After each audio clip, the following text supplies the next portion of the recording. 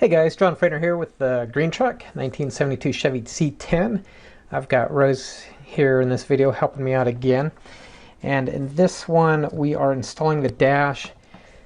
Now you may notice that this one is a little out of order from some of the other videos.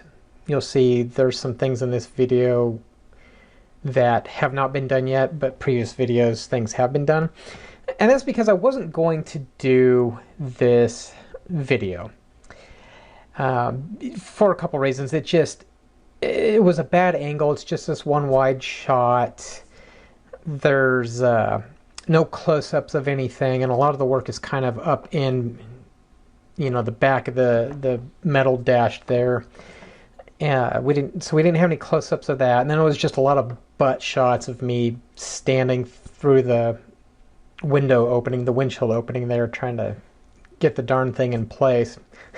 But I realized it was worth doing because there was a lot of intricacies in getting this thing to go in. It looks really simple, it sounds really simple, but it was kind of a pain.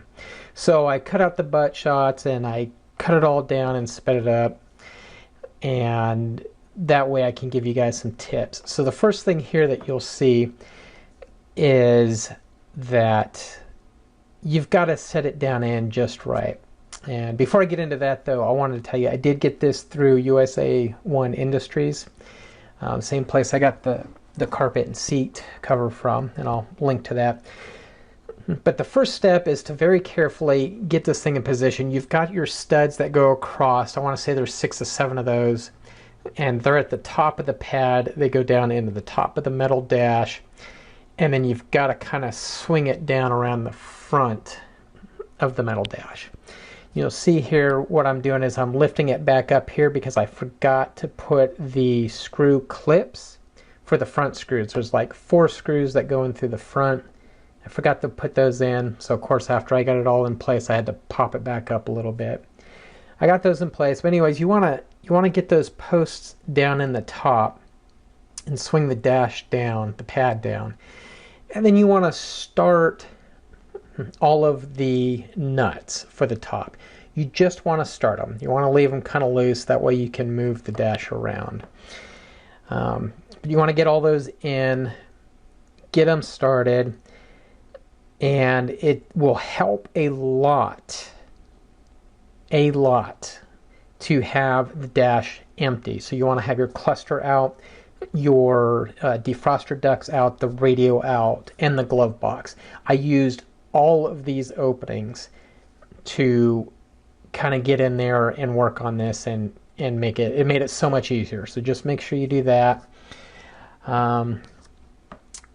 Once you get all of your top screws started, then you can take your Phillips screwdriver, your number 2 Phillips screwdriver, and you can start putting in the 4 front screws, and you just want to kind of snug them down a little bit. Don't put them tight yet, just get them started and kind of snug, and then go back through and tighten down all of your nuts. I recommend an electric ratchet if you have one, and you'll want some extensions, maybe even a wobble for your sockets. Made a lot easier. Some of these nuts are actually really hard to get to, so if you have these additional tools, I highly recommend them.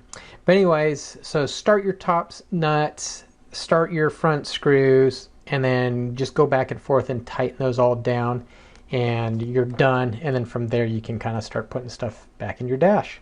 So I hope that helps. Have a good day.